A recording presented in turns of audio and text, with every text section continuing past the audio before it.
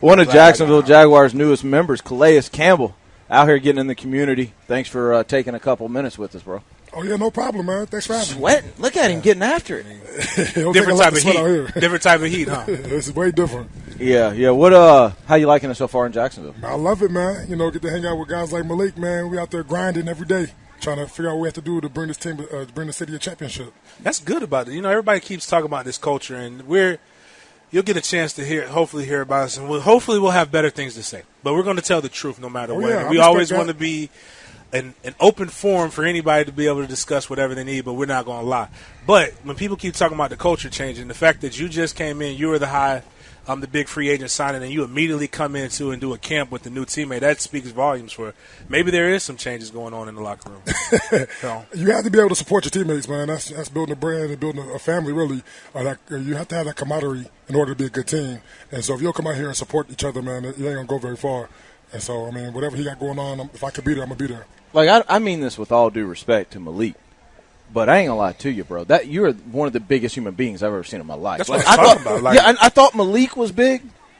Dude, Malik looks like I look like Malik standing next to him. The way Malik looks to Calais. Like, when I shook his hand, I immediately took 3 steps back because I'm like, I'm not 100% sure if I want to be like he can engulf me, man. Yeah, that reach. That reach is just yeah. So I guess that's how you as Malik put it. I won't quote exactly what he said, but that's what happens when you're a Pro Bowler, right?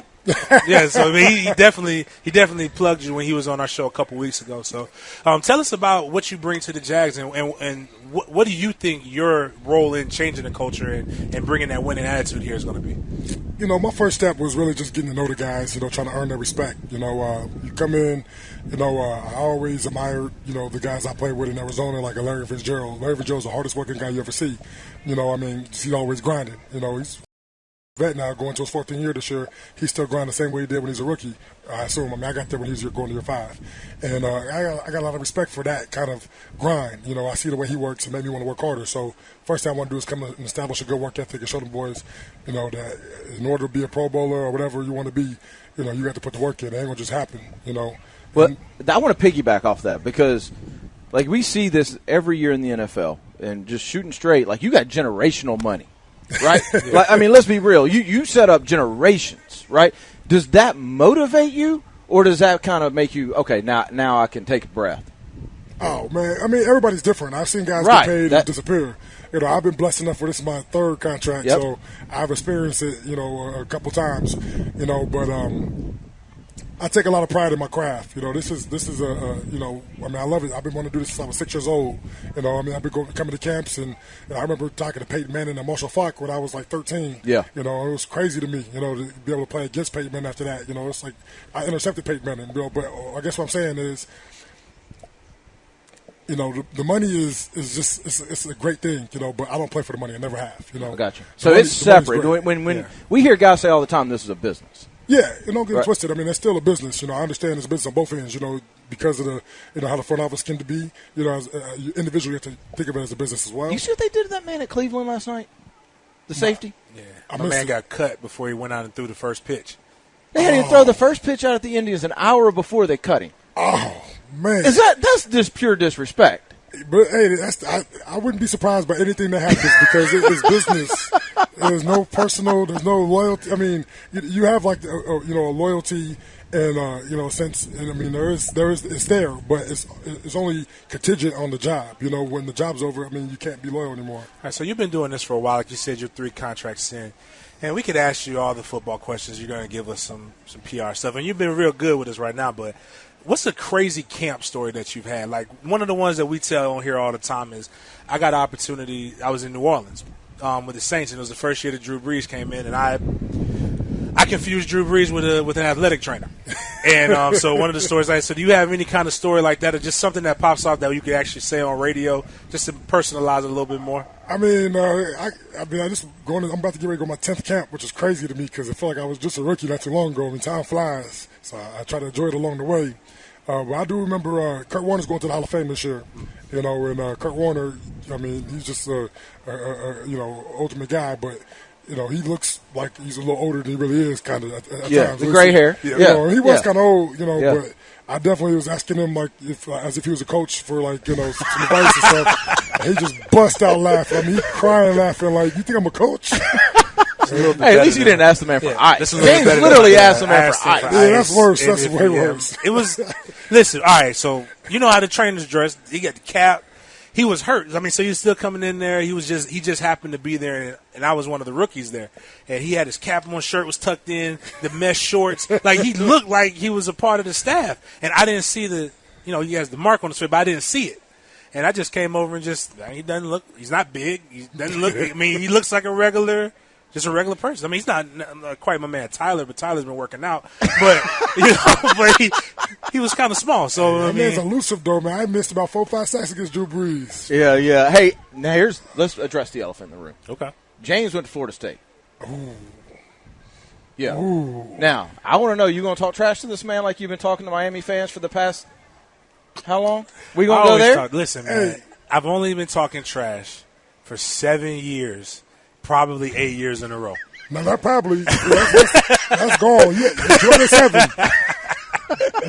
We had our 7 too, though. It ain't like it's just, it goes back and forth. It goes back and forth. The one thing I've always been consistent about, I will say this. I almost went to UM.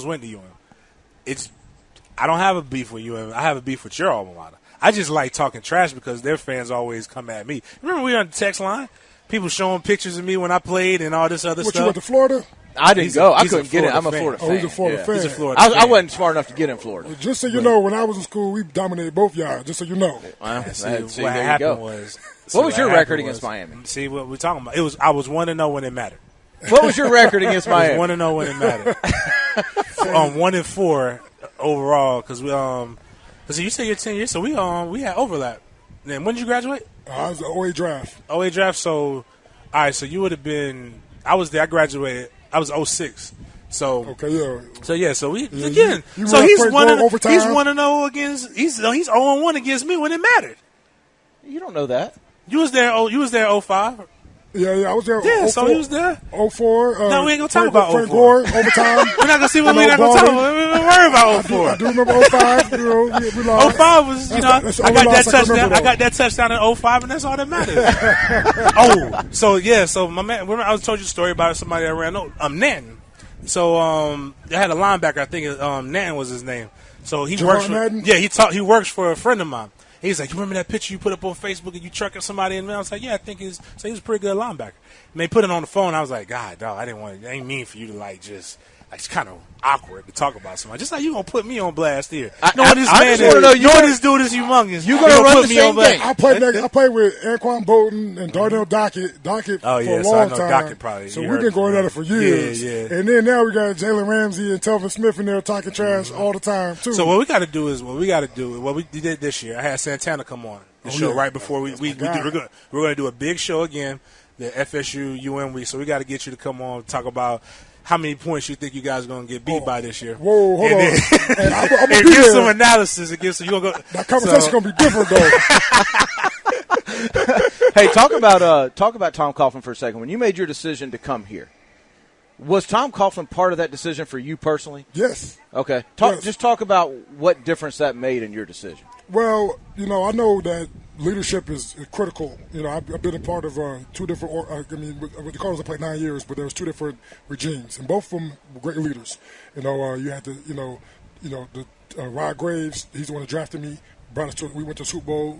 Kurt Warner and the boys, and then Steve Keim, who took over now, and then brought NBA and brought us back to the NFC Championship. But it starts with leadership. It really does. So you have to have somebody who is consistent and knows what it takes to win. And he's won Super Bowls. Tom Coughlin has won, 2 Super Bowls, and he's played the NFC Championships when he's back here. Wherever he's been, he's won. So he brought up a good point. Tell me about what is Bruce Arians like? 'Cause Bruce Arians look like he's a pimp. Dude. He looks like one of my great uncles. Like he look like he smokes Newports and he drinks Hennessy. He just looks like he's real chill and listens to jazz music and plays jazz flute or something like that. Like he looks real smooth. Like I've never seen a guy like that wear a Kango. Like that's like the first. Like when I saw him in his post game interviews, I'm like, he looks real clean. Hey man, I tell you like this, he's charismatic. Okay. He's a real cool, smooth dude. guys gravitate towards him. I mean, you love playing for him. And, I mean, but we in there, we grinding and stuff. He know how to say that one thing that's going to motivate you and get you right. I mean, he says it with so much swag that you can't help but to take so it looks like I guess that's really where I'm coming. It looked like he's coming in that thing just dripping swag, man. Yeah, them morning meetings, everybody laughing sometimes, I mean, the guy's, he's funny, he's cool, man. Love playing for him. Well, man, we appreciate you taking a minute out with us. Really, we appreciate it. Appreciate more you get involved in the community. Looking forward to a big season here in Jacksonville. I know you are as well. Like, OTA's good, everything good, everybody looking good, everybody healthy. Everything's real good. Only thing that's to be better is, we win the division, get to the playoffs, and Miami beats Florida State this year. Oh, man. Well, the other thing's probably more realistic than the Miami beating Florida State. But, all of that, man, hey, don't be a stranger. If you ever want to come talk some trash, make sure you come wrap it up with us. We try to be different. Yeah, we are different. We are That's different. for dang sure. Now go do whatever a man your size does. I don't know. Eat the rest of the Zaxby's. Go to the beach, whatever. Like what? Okay, don't give me the car, but what type of car do you have to drive? Because you can't hop in a 2-seater, bro. It don't matter what car I get. It's going to be a little tight. I'm gonna have to squeeze in. Like, are we talking big SUV? No. So right now I'm driving a SUV X5. Nothing special. You can fit in an X5? Just barely, but it doesn't matter what I get. Every car I've ever been in, I barely fit in. I feel like we need to get Calais like a car deal here in Jacksonville, where somebody customizes like one of those old shack. No, that would be dope actually. Like get him in a smart Fiat smart car. Get him in like one of those just to see if it works. Or in that Porsche that they brought by the studio the other day. Oh yeah. He couldn't get in that. No. We need to get our boy to customize a big ass truck for him. That's what we need to do. That sounds like a good idea to me. Yeah. That's what we do. We may have something there. Appreciate you, man. Hey, man, thanks for having me. All right, we'll talk to you soon. Y'all listen to the Sports Den. We'll be right back with Malik Jackson on the other side. Brought to you by ABC Fine Wine and Spirits, coming to you from Thin MD Med Spa Studios on the road. Don't go anywhere. We'll be right back.